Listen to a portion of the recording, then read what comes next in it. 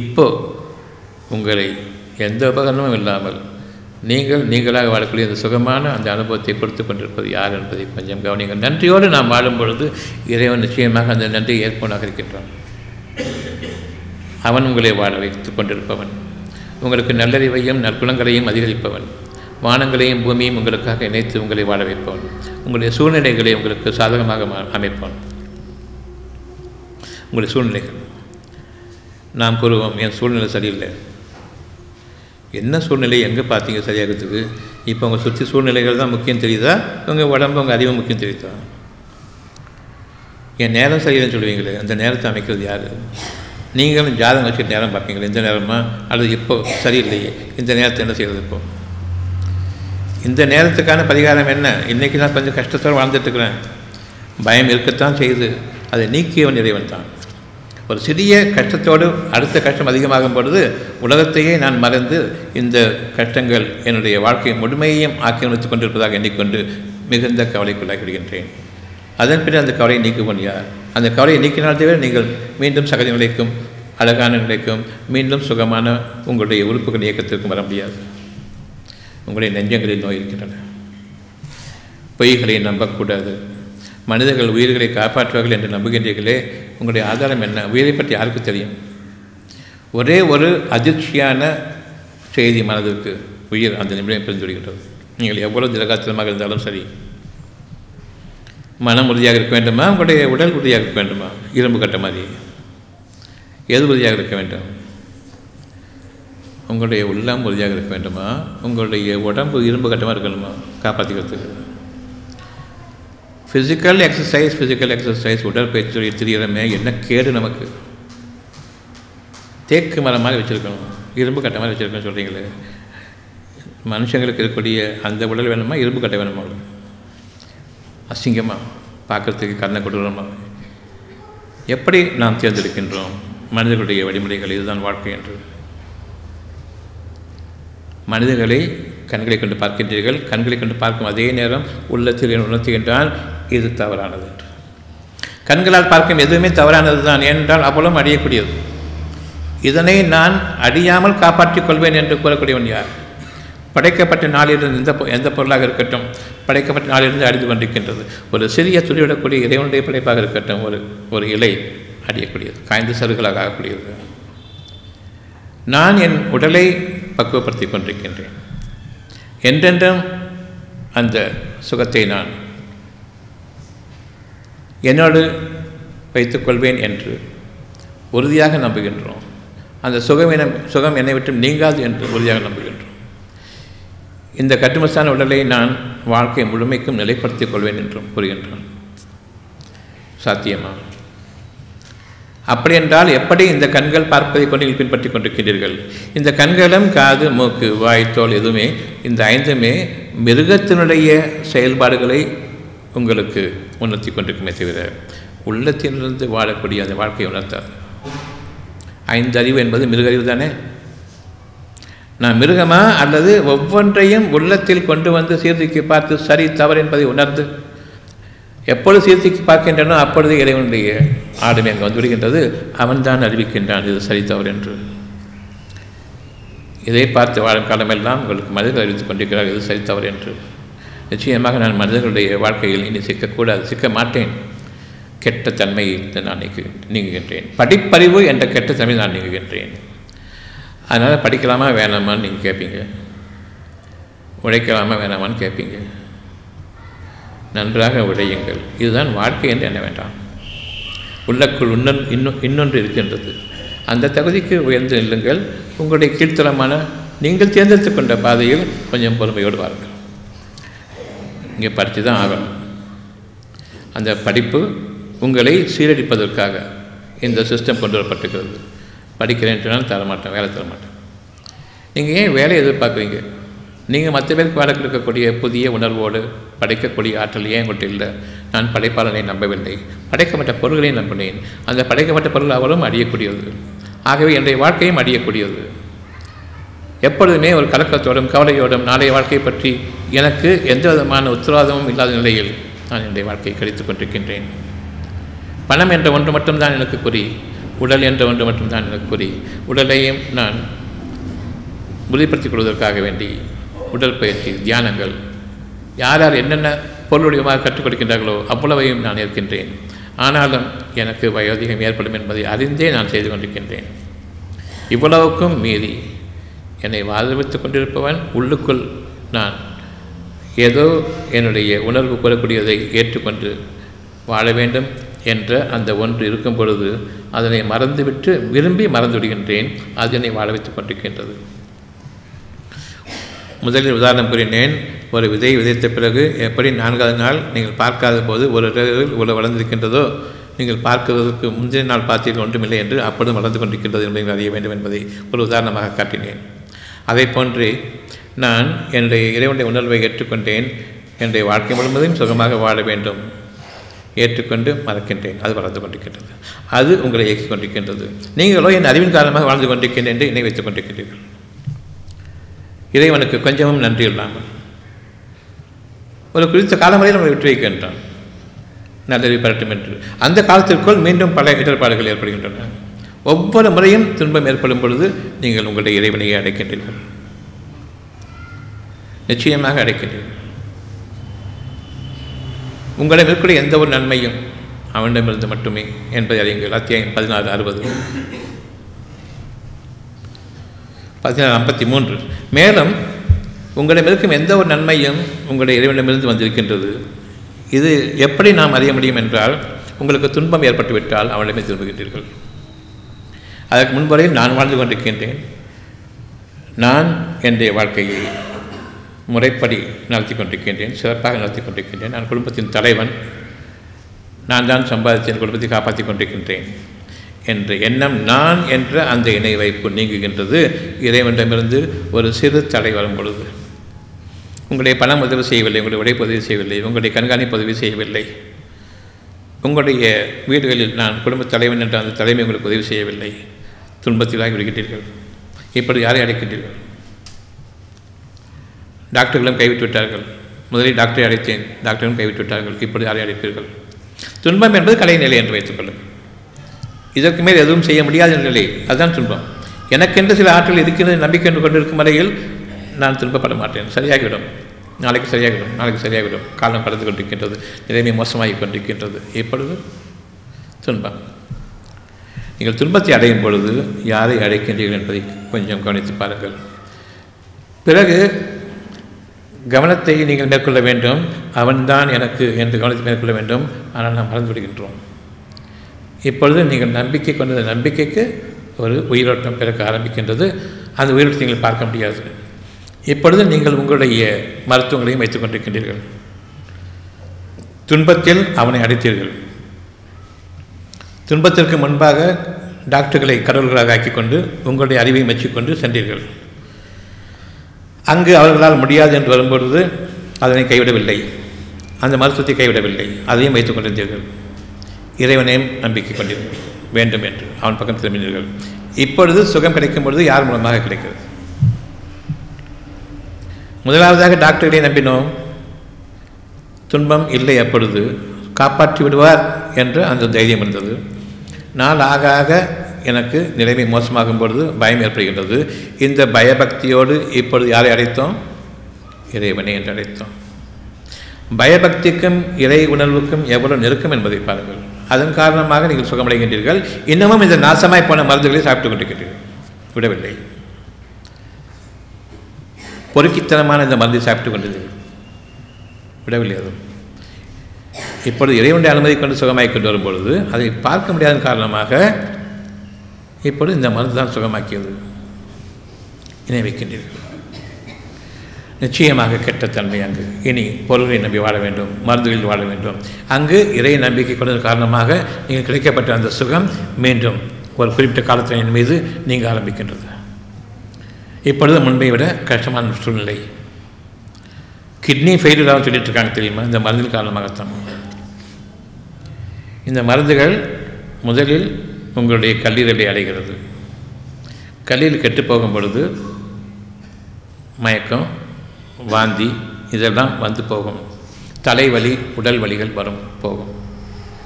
ஜீரணத்தன்மை குறைந்து நாக்கு கசப்பு ஏற்படும். அஜீரணத்தன்மை உருவாகும். இவையெல்லாம் நாம் பழக்கப்பட்டுவிட்டோம்.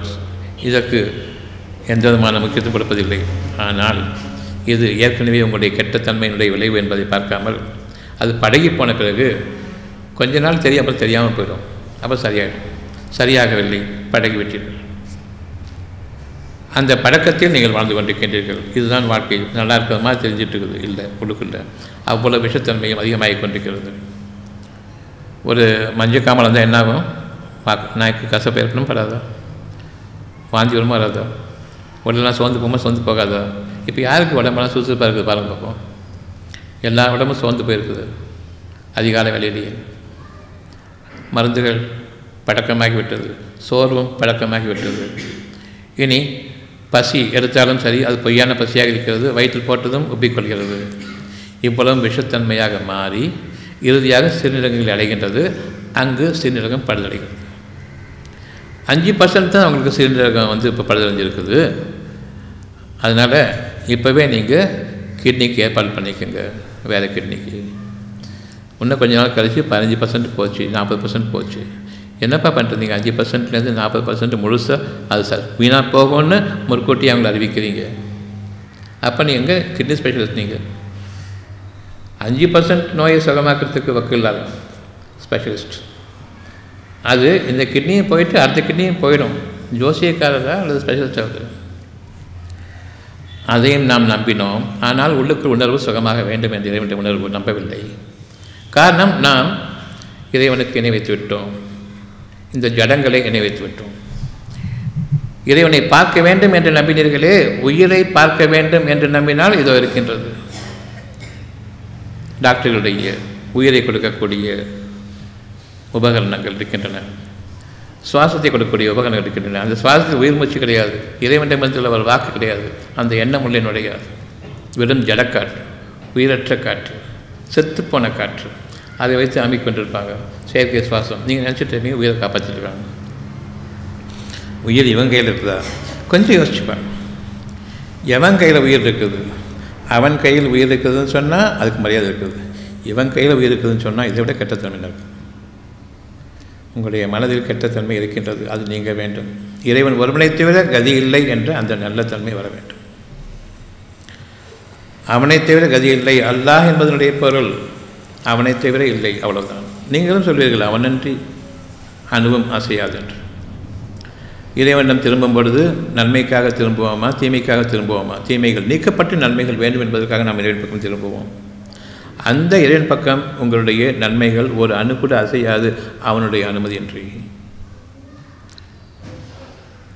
அதை பார்த்து கொண்டிருக்கின்றோம். ஒவ்வொரு நாளும் மருந்துகள் சாப்பிடும்போது நம் கண் முன்பாகவே நாம் மேலும் மேலும் மேலும் மோசமாகி கொண்டிருக்கின்றோம். நம்முடைய நிலைமை பரிதாபத்துக்குரியதாக மாறிக்கொண்டிருக்கின்றது.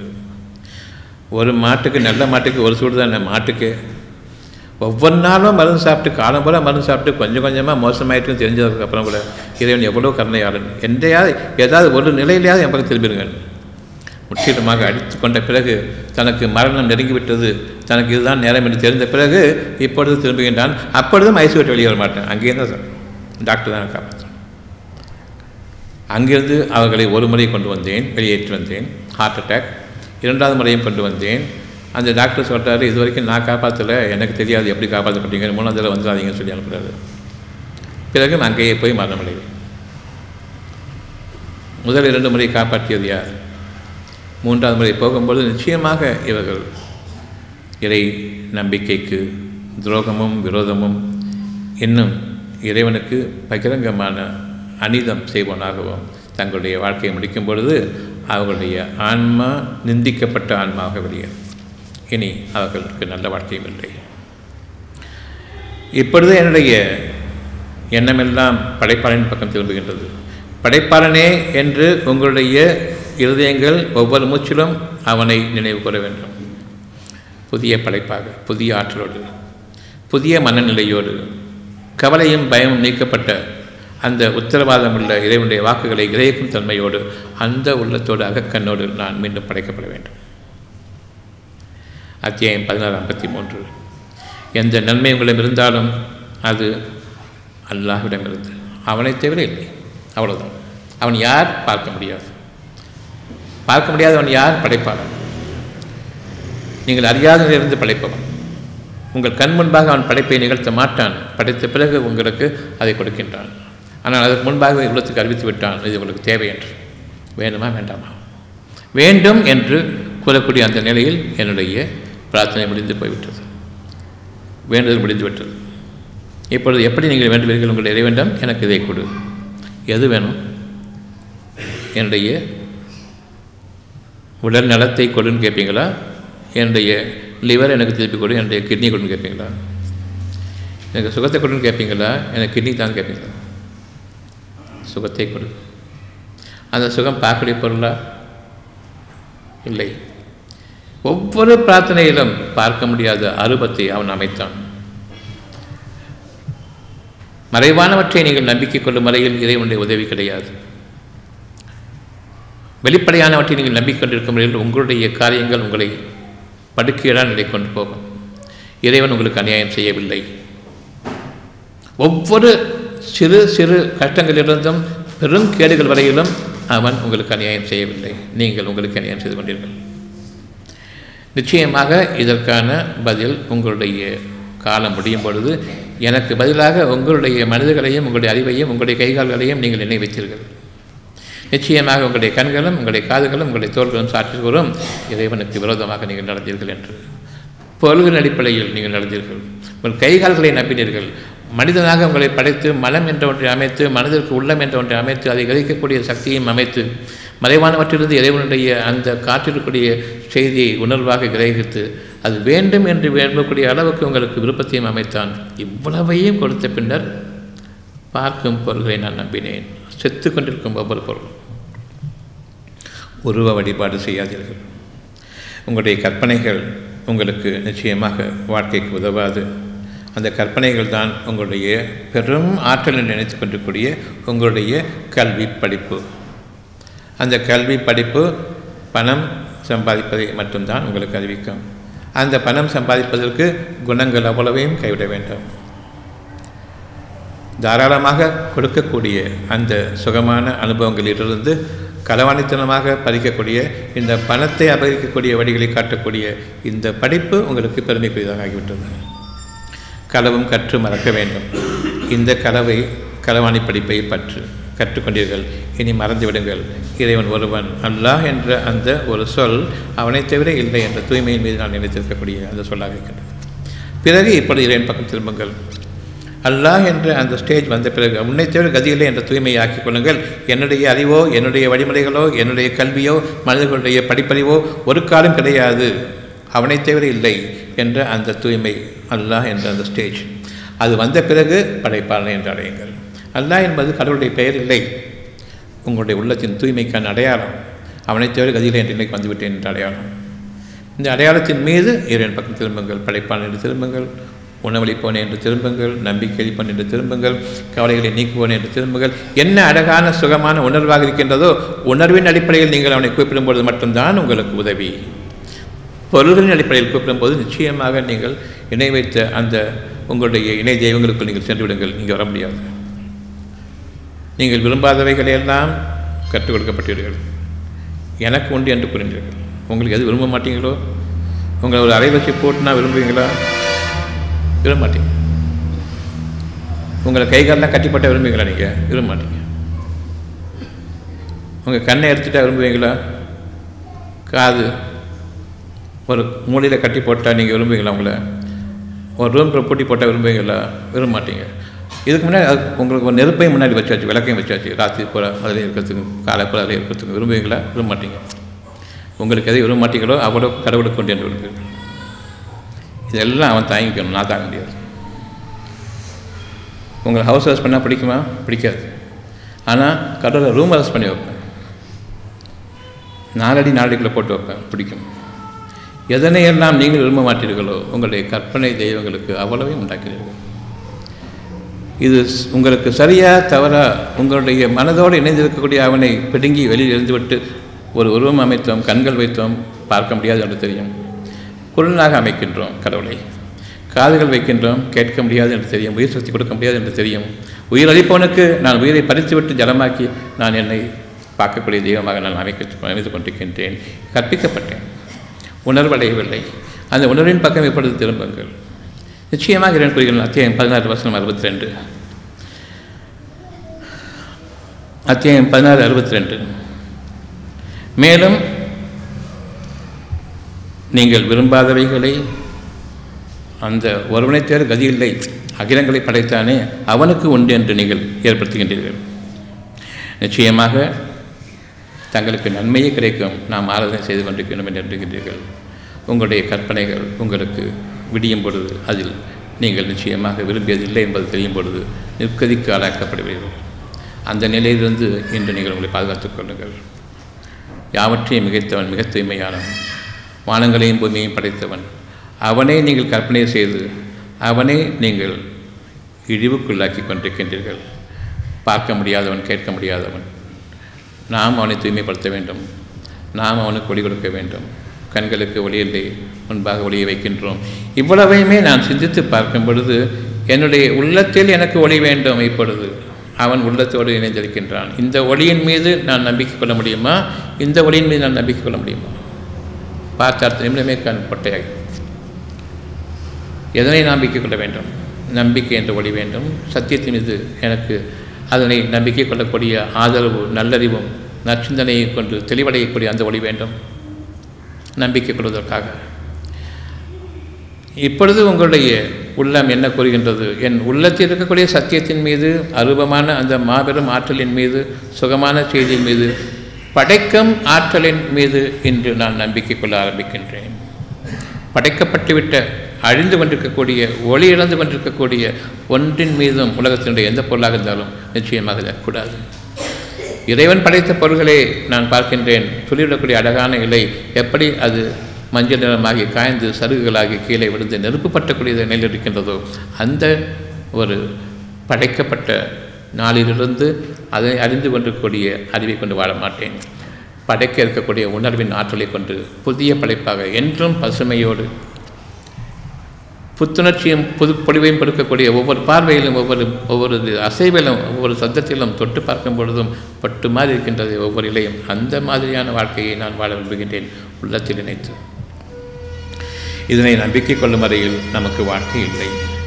இப்பொழுது உங்களுடைய இறைவனிடம் நீங்கள் கொள்ளக்கூடிய பிரார்த்தனை, எங்கள் இறைவனே, எங்கள் இறைவனே என்று ஆரம்பியுங்கள். ஏனென்றால் நீங்கள் சமுதாயமாக வாழ்ந்து கொண்டிருக்கின்றீர்கள். தனி மனிதனாக நடுக்காட்டில் நடு பாலைவனத்தில் விடப்பட்டவர்களாக நீங்கள் வாழவில்லை. சமுதாயமாக காட்டு மிருகங்களோடு வாழவில்லை, மனிதர்களாக வாழ விரும்புகின்றீர்கள்.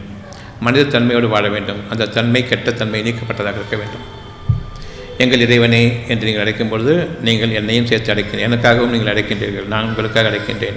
இதற்கு நிகரான ஒரு நன்மையான காரியம் கிடையாது. உணர்வோடு எங்களை வாழவை, உள்ளத்தின் ஒளியோடு வாழவை.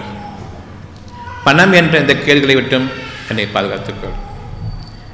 பணத்தில் நான் சீரழிந்து கொண்டிருக்கின்றேன், எங்களை காப்பாற்றுவாய். செலவு செய்பவர்களாகவும் உரியவர்களுக்கு கொடுப்பதை கொண்டும் உரிமையானவர்களுக்கு கொடுப்பதை கொண்டும் என் உள்ளத்தை நீ விசாலமாக்கிவை. உரியவர்களுக்கும் உரிமையானவர்களுக்கும் கொடுப்பதை கொண்டு என் உள்ளத்தை விசாலமாக்கிவை. கஞ்சத்தனம் என்னை தீண்டிவிட வேண்டாம். இந்த பணத்தை நீங்கள் சம்பாதியுங்கள் என்று கூறுகின்றேன். சம்பாத்தியதை நீங்கள் செலவு செய்யுங்கள். உரியவர்களுக்கும் உரிமையாளர்களுக்கும் கொடுத்து வாருங்கள். நிச்சயமாக அதிகமாக கொடுப்பாங்க. உங்களுக்கு நன்மையான அந்த பணத்தை நீங்கள் அழகான முறையில் பெறக்கூடிய நல்லாற்றலையும் நல்லறிவையும் மாபெரும் இறை ஞானங்களோடு கூடிய அந்த உயிரோட்டத்தை கொடுக்க, பணத்திற்கும் செத்த பிணத்திற்கும் உயிரோட்டத்தை கொடுக்கக்கூடிய அந்த இறைவன் உங்களுடைய பணத்திற்கும் உயிரோட்டத்தை கொடுப்பான். எனவே அந்த பணம் உங்களுக்கு தங்காது, மூவாய் அது நகர்ந்து கொண்டிருக்கும். அதனுடைய இயற்கை சூழ்நிலையோடு நகர்ந்து கொண்டிருக்கும். யாரிடமும் தங்காது. எல்லாம் சுற்றி வரக்கூடிய இந்த ரொக்கம் உங்களுக்கு அழகான வாழ்க்கையை கொடுக்கும். சேமித்து வைக்கக்கூடிய அந்த பணம் உங்களுக்கு உதவாது, நெருப்பு பற்றக்கூடியதாக இருக்கும். உங்களுடைய வாழ்க்கை இன்று அந்த கெட்டத்தன்மை நீக்கப்பட்டு சுகமான தன்மையோடு வாழக்கூடிய அந்த வாழ்க்கையின் பக்கம் திரும்புகின்றது. இப்பொழுது உன்னை தவிர கதி இல்லை என்று கூறுங்கள். நான் எதனையும் இணை வைக்க மாட்டேன். என் கைகால்களை இணை வைக்க மாட்டேன். என் கண்களையும் என் காதுகளையும் வெளிப்புற உறுப்புகளையும் இணை வைக்க மாட்டேன். நிச்சயமாக உனக்கு நிகராக உயிரிழப்பவன் இல்லை, படைப்பவன் இல்லை, படைப்பாளன் என்று திரும்புங்கள். ஒவ்வொரு புதிய படைப்புக்கும் இறைவன் பொறுப்பேற்றுக் கொள்கின்றான். நீங்கள் கேட்கக்கூடிய பொருள்களுக்கு நிச்சயமாக இறைவன் பொறுப்பேற்றுக் கொள்ளவில்லை. படைப்பாற்றல் மிக்க வானங்களையும் பூமியும் உங்களுக்காக பிழைப்பான், சூழ்நிலைகளை உங்களுக்காக பிழைப்பான். தனித்தனிய முறையில் அவருடைய நம்பிக்கைக்கேற்ப, அவருடைய ஒளிக்கேற்ப உங்களுடைய நேரத்தையும் அவன் சீராக்குவான். தனித்தன்மையோடு அவரவருடைய உள்ளத்தினுடைய தூய்மைக்கேற்ப எந்த அளவுக்கு இணை வைக்கவில்லையோ பொருள்களை அருளுக்கு பதிலாக பொருள்களை இணை வைக்கவில்லையோ அந்த அளவுக்கு தூய்மையாக்குவான் படைப்பாளனை என்று திரும்புங்கள். அதற்கு முன்பாக அல்லாஹ் என்ற அந்த ஸ்டேஜ், உன்னை தவிர கதியில்லை என்ற அந்த தூய்மை, நான் நிச்சயமாக உனக்கு இணையாக என்னை ஆக்கிக்கொள்ள மாட்டேன், ஒரே தெய்வம் நான் ஒருவன் தான், என்னுடைய கற்பனைகளையும் நான் தெய்வமாக ஆக்கிக்கொள்ள மாட்டேன், உன்னை தவிர. ஆக இந்த தூய்மைக்கு வந்த பிறகு இறைவன் உங்களுக்கு உதவி செய்கின்றான், படைப்பாளன் தன்னுடைய படைப்பை கொண்டு. நம்முடைய வாழ்க்கை புதிய படைப்பாக இன்று முதலாக ஆரம்பமாகும். நீங்களும் உங்கள் குடும்பத்தினரும் நோய் நொடியற்ற ஆரோக்கியமான மன அமைதியான வாழ்க்கை வாழ ஆசையா? நாட்பட்ட தீராத நோய்களிலிருந்து மருந்து மாத்திரை ஊசி இல்லாமல் குணமடைய ஆவலா? அப்படியானால் இன்றே வாங்கி படியுங்கள். டாக்டர் பஸ்லூர் ரஹ்மான் அவர்கள் எழுதிய உடல் நலம் மனநலம் காத்து ஆரோக்கிய வாழ்க்கைக்கான முத்தான 15 மருத்துவ களஞ்சியம். அருமையான புத்தகங்கள் இதோ. எளிமையான முறையில் அக்குபஞ்சர் கற்றுக்கொள்ள உதவும் அருமையான புத்தகம் புதிய அக்குபஞ்சர் உங்களுக்காக. ஆசிரியர் டாக்டர் பஸ்லூர் ரஹ்மான் அவர்கள் படித்து நடைமுறைப்படுத்த வேண்டிய அரிய புத்தகம். விலை ரூபாய் 400. நோய்களிலிருந்து பாதுகாத்துக் கொள்ள உதவும் மருத்துவ களஞ்சியம், மருந்துகளால் வரும் நோய்கள். ஆசிரியர் டாக்டர் பஸ்லூர் ரஹ்மான் அவர்கள். விலை ரூபாய் 250. நீங்கள் ஒவ்வொருவரும் வாழ்க்கையில் வெற்றி பெற வேண்டுமா? நீங்கள் வாங்கி படிக்க வேண்டிய, உங்கள் வாழ்க்கையில் கடைபிடிக்க வேண்டிய அருமையான தொகுப்பு டாக்டர் பஸ்லூர் ரஹ்மான் அவர்கள் எழுதிய வெற்றிக்கு மேல் வெற்றி. விலை ரூபாய் 350. நோய் நொடியற்ற வாழ்க்கைக்கு உதவும் பயனுள்ள மருத்துவ கடைகள் பாகம் 1. ஆசிரியர் டாக்டர் பஸ்லூர் ரஹ்மான் அவர்கள். ரூபாய் 250. பெண்களே உங்களுக்காக, நிச்சயமாக ஆண்களுக்கும் எண்ணற்ற ஆண் பெண் இருபாலருக்கும் ஏற்படும் மருத்துவ கேள்விகளுக்கு விடை காண, மேலும் பெண் குழந்தைகள் பிறந்தது முதல் அவர்களுக்கு மனமாகி குழந்தைகள் பிறக்கும் வரை ஏற்படும் அனைத்து விதமான சந்தேகங்களுக்கு தீர்வு காண உதவும் மருத்துவ பொக்கிஷமான இப்புத்தகம் நீங்களும் படித்து உங்கள் வருங்கால சந்ததிகளுக்காக பாதுகாத்து வைக்க வேண்டிய மருத்துவ களஞ்சியம். பெண்களே உங்களுக்காக, நிச்சயமாக ஆண்களுக்கும். ஆசிரியர் டாக்டர் பஸ்லூர் ரஹ்மான் அவர்கள். விலை ரூபாய் 250. டாக்டர் பஸ்லூர் ரஹ்மான் அவர்கள் எழுதிய இறைவழியில் இனிய சுகப்பிரசவம். விலை ரூபாய் 400.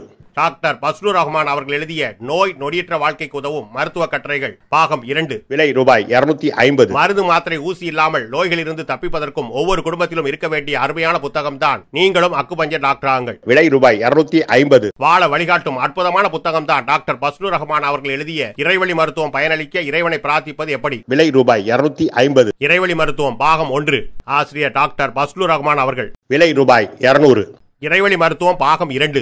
ஆசிரியர் டாக்டர் பஸ்லூர் ரஹ்மான் அவர்கள். விலை ரூபாய் 250. பிபி டயபெட்டிஸ் நோயாளிகளே உங்கள் நலனுக்காக. மேலும் டயபெட்டிஸ் பிபி பற்றி இன்னும் அறிந்து கொள்ள, நமக்கும் நம் சந்ததிகளுக்கும் டயபெட்டிஸ் பிபி நோய் வராமல் காத்துக்கொள்ள உதவும் அற்புத நூல்தான் டாக்டர் பஸ்லூர் ரஹ்மான் அவர்கள் எழுதிய பிபி டயபெட்டிஸ் நோயாளிகளே உங்கள் நலனுக்காக.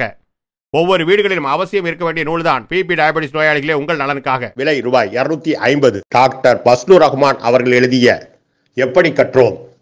விலை ரூபாய் 350. மேற்கண்ட 15 புத்தகங்களை வாங்க தொடர்பு கொள்ளுங்கள். Health time publication, Chennai. Cell number 9840498898 மற்றும் 87784477788.